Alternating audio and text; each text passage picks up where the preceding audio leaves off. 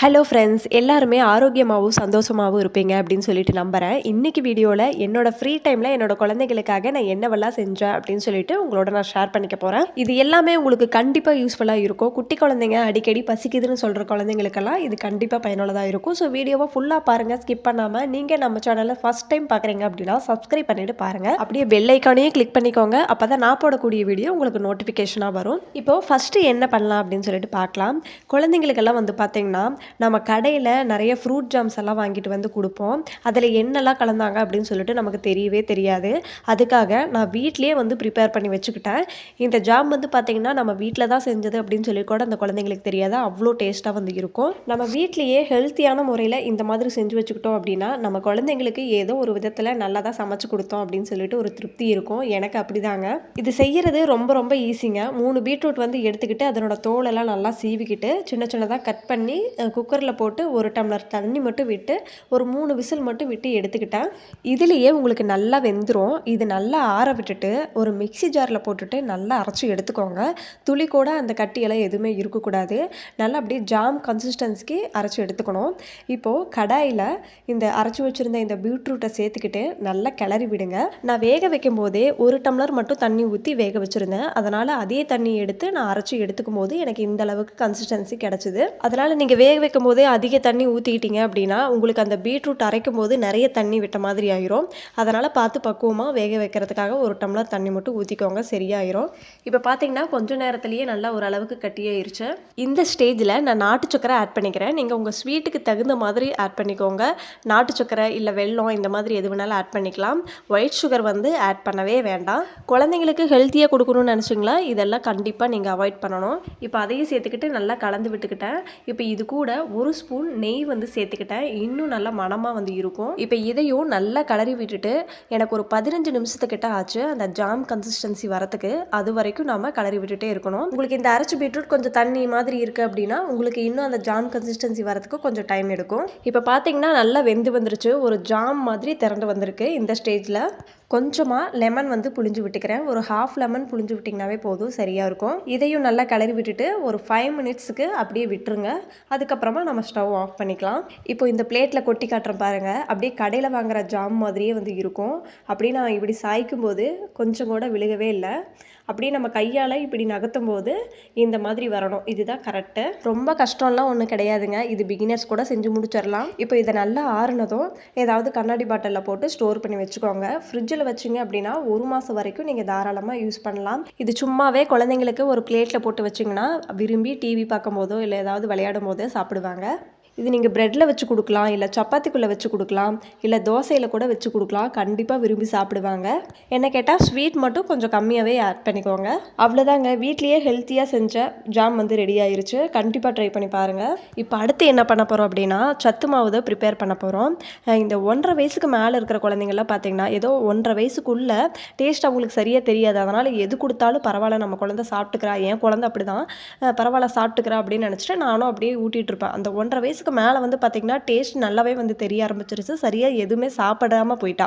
அதுக்காக நான் என்ன பண்ணேன் அப்படின்னா இந்த மாதிரி சத்து மாவு நிறைய இந்த பருப்பு வகைகள் அப்படி இந்த மில்லட்ஸு இதெல்லாம் வந்து ஆட் பண்ணி சத்து மாவு மாதிரி ப்ரிப்பேர் பண்ணி வச்சுட்டு கஞ்சி மாதிரி ஆற்றி கொடுத்துட்டோம் அப்படின்னா கண்டிப்பாக விரும்பி சாப்பிடுவாங்க. நல்லா டேஸ்ட்டாகவும் இருக்கும். நம்ம பெரியவங்களும் இதை ட்ரை பண்ணலாம். இப்போ நான் எல்லாமே அளந்து எடுத்து வச்சுருக்கிறேன். நான் சொல்கிற அளவுகள் எல்லாம் நீங்கள் கிராமாவும் எடுத்துக்கலாம், இல்லை கப்பாகவும் வந்து எடுத்துக்கலாம். இப்போ 100 கிராம் எடுக்கிறேன் அப்படின்னா 50 கிராமும் வந்து எடுத்துருக்கிறேன். அதனால் நீங்கள் 1 கப் 1/2 கப் அந்த அளவுக்கு வந்து எடுத்துக்கோங்க. நான் வந்து எப்படி அரைப்பேன் அப்படின்னா எனக்கு வீட்டில் என்னென்னலாம் மில்லட்ஸ் இருக்குது, இல்லை என்ன மாதிரி பருப்பு வகைகளெல்லாம் இருக்குது அப்படின்னு சொல்லிட்டு அதிலிருந்து செலக்ட் பண்ணி எடுத்துக்குவேன். இதெல்லாமே வந்து நம்ம கடையில் போய் வாங்கிட்டு வந்து அரைக்கணும் அப்படிங்கிறதெல்லாம் கிடையாது. எனக்கு வீட்டில் என்ன இருக்கோ அதை வச்சு நான் அரைச்சி வச்சுக்குவேன். இதெல்லாம் எவ்வளோ அளவுகள் அப்படின்னு சொல்லிட்டு உங்களுக்கு ஸ்க்ரீன்லேயும் கொடுக்குறேன், கீழே டிஸ்கிரிப்ஷன்லேயும் கொடுக்குறேன், செக் பண்ணி பாருங்கள். குழந்தைங்களுக்கெல்லாம் இந்த சத்து மாவு ப்ரிப்பேர் பண்ணும்போது முக்கியமாக கடைபிடிக்க வேண்டிய விஷயம் என்ன அப்படின்னா இந்த பருப்பு வகைகளெல்லாம் என்ன பண்ணலான்னா நல்லா கழுவிட்டு அதுக்கப்புறமா கொஞ்சம் நேரம் நல்லா காய விட்டுட்டு வறுத்து யூஸ் பண்ணிக்கலாம்.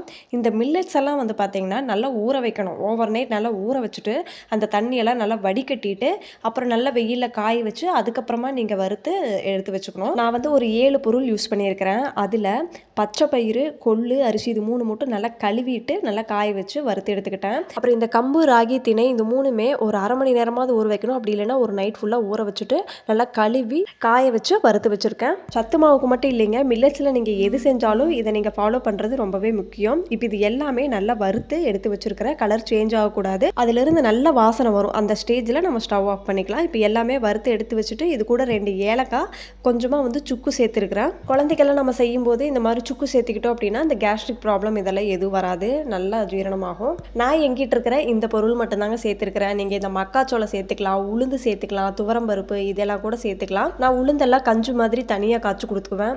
துவரம்பருப்பெல்லாம் நம்ம சாம்பார் மாதிரி செஞ்சு கொடுத்துட்டோம் அப்படின்னா, நெய் ஊற்றி கொடுத்துட்டோம் அப்படின்னா நல்லா விரும்பி சாப்பிட்டுக்குவா என் பொண்ணு. அதனால் அதை நான் ஆட் பண்ணலை. அப்புறம் இந்த சுண்டல், கருப்பு சுண்டல், வெள்ளை சுண்டல் இதெல்லாமே வந்து நான் வேக வச்சு அப்படியே எடுத்து கொடுத்துட்டனாலும் லைட்டாக உப்பு மட்டும் தூவி கொடுத்துட்டேன்னா சூப்பராக விரும்பி சாப்பிட்டுக்குவா. அதனால் நான் அதுவும் ஆட் பண்ணல. ஸோ நீங்கள் இந்த மாதிரி வீட்டில் எது இருக்கோ அதை வச்சு நீங்கள் சத்து மாவு மாதிரி ப்ரிப்பேர் பண்ணி வச்சுக்கலாம் தான் நான் சொல்கிறேன். இப்போ இது எல்லாமே நல்லா ஆறிடுச்சு. மிக்ஸி ஜாரில் போட்டுட்டு நல்லா அரைச்சி எடுத்துக்கலாம். நல்லா ஃபைன் பவுடராக அரைச்சி எடுத்துக்கணும்.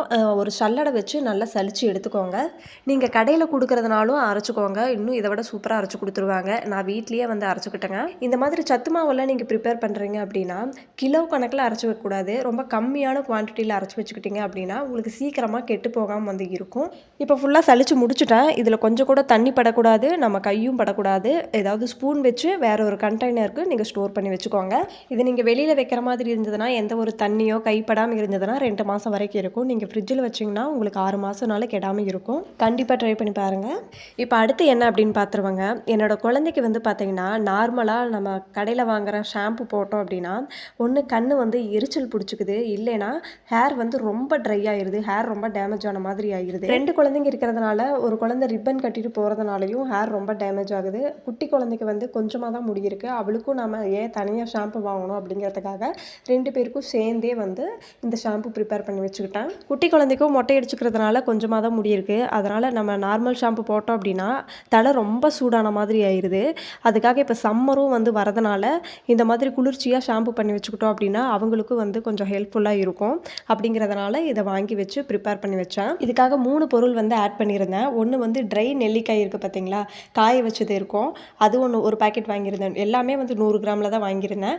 அடுத்ததாக சிகக்காய் வந்து வாங்கியிருந்தேன். அடுத்து பூந்தி கொட்டை. இந்த 3மே வாங்கி தண்ணியில் நல்லா வந்து ஊற வச்சுக்கணும். ஓவர் நைட் நல்லா ஊற வச்சுக்கணும். நான் இது மட்டும்தான் ஆட் பண்ணிக்கிட்டேன். உங்களுக்கு தேவை அப்படின்னா இந்த செம்பருத்தி பூ ஆட் பண்ணிக்கலாம், அப்புறம் வெந்தயம் ஆட் பண்ணிக்கலாம். இதெல்லாம் வந்து நல்லா ஊற வச்சு பண்ணிங்கன்னா இன்னும் நல்லா குளிர்ச்சியாக இருக்கும். பெரியவங்கள்லாம் யூஸ் பண்ணுறதுனா இதெல்லாம் வந்து ஆட் பண்ணி நீங்கள் ஊற வச்சுக்கலாம். இதுக்கு நான் ஒரு 2 சொம்பளவுக்கு தண்ணி ஊற்றி நல்லா ஊற வச்சுட்டேன். இப்போ அடுத்த நாள் காலையிலங்க நல்லா வந்து எல்லாமே சாஃப்டாக ஊறி வந்துருச்சு. இப்போ இதை அடுப்பில் வச்சுட்டு ஒரு கொதி வர வரைக்கும் நல்லா ஹை ஃப்ளேமில் வச்சு ஒரு கொதி வந்ததும் நம்ம ஸ்டவ் வந்து நல்லா லோ ஃப்ளேமில் வச்சுக்கலாம்.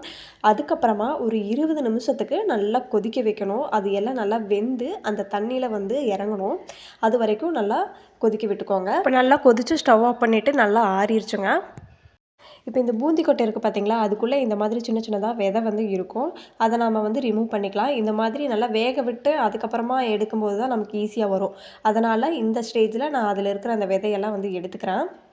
அது நம்ம யூஸ் பண்ண போகிறது கிடையாது, நம்ம வேஸ்ட்டாக தூக்கி போட்டுடலாம். அடுத்த ஸ்டெப்பாக இதை நம்ம கையாலேயே நல்லா பிசைஞ்சு எடுத்துக்கணும். ஏன்னா அது நல்லா சாஃப்டாக இருக்குது இல்லைங்களா, அதனால் நம்ம கையாலேயே பிசைகிறதுக்கு நல்லா ஈஸியாக இருக்கும். ஒரு 5 நிமிஷத்துக்கு நல்லா பிசைஞ்சு எடுத்துக்கோங்க. அது ஃபுல்லாகவே நல்லா சக்கை மாதிரி மாறணும். அந்த ஸ்டேஜுக்கு நல்லா கலந்து விட்டு பிசைஞ்சு எடுத்துக்கோங்க. அந்த பூந்தி கொட்டையில் தான் அந்த நுரை வரத்துக்கான தன்மை வந்து இருக்குதுங்க.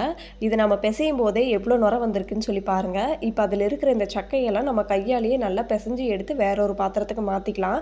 அப்போ தான் நம்ம வடிகட்டுறதுக்கு வந்து ஈஸியாக இருக்கும். இப்போ ஃபுல்லாக புழிஞ்சி எடுத்துக்கிட்டேன். இப்போ இது ஃபில்டர் பண்ணி எடுத்துக்கலாம். அடியில் ஒரு பாத்திரத்தை வச்சுட்டு மேலே இந்த மாதிரி ஏதாவது ஃபில்டர் வச்சு நல்லா வடிகட்டி எடுத்துட்டிங்கன்னா சூப்பராக ஷாம்பு வந்து வடிகட்டிடும். இந்த ஷாம்பு நீங்கள் யூஸ் பண்ணும்போது முக்கியமான விஷயம் ஃபாலோ பண்ணணும். உங்கள் கண்ணில் வந்து படாத மாதிரி நீங்கள் பார்த்து தான் யூஸ் பண்ணணும். கண்ணில் பட்டுருச்சு அப்படின்னா பயங்கரமாக எரியும். அதனால் உங்கள் குழந்தைங்களுக்கு யூஸ் பண்ணும்போது பார்த்து யூஸ் பண்ணுங்கள். அப்புறம் இன்னொன்று, நீங்கள் இது அதிகமாக நுர வரும் அப்படின்னு சொல்லி எக்ஸ்பெக்ட் பண்ண வேண்டாங்க. ஆனால் வந்து உங்கள் தலையில் இருக்கிற அழுக்கு வந்து சூப்பராக எடுத்து கொடுத்துரும். என்ன கேட்டால் இது பெரியவங்களுக்கு யூஸ் ஆகுமா அப்படின்னு கேட்டாக்கா கண்டிப்பாக யூஸ் ஆகாது. ஏன்னா நம்ம ஹேர் எல்லாம் லாங்காக இருக்கும். பட் குழந்தைங்களுக்கெல்லாம் ஹேர் கம்மியாக தாங்க இருக்கும். அவங்களுக்கு எந்த ஒரு கெமிக்கலும் இல்லாமல் ஷாம்பு யூஸ் பண்ணணும்னா நீங்கள் இதை கண்டிப்பாக ட்ரை பண்ணலாம். இது கூடவே நீங்கள் தாராளமாக வெந்தயம், அந்த செம்பருத்தி பூ இது எல்லாமே சேர்த்தும் நீங்கள் அரைச்சி வச்சுக்கலாம். அவ்வளோதாங்க. உங்களுக்கு வீடியோ பிடிச்சிருந்து நினச்சிங்கன்னா மறக்காமல் லைக் பண்ணிவிட்டு ஃப்ரெண்ட்ஸ் அண்ட் ஃபேமிலிக்கு ஷேர் பண்ணிவிட்டு மறக்காமல் சப்ஸ்கிரைப் பண்ணிக்கோங்க. தேங்க்ஸ் ஃபார் வாட்சிங்.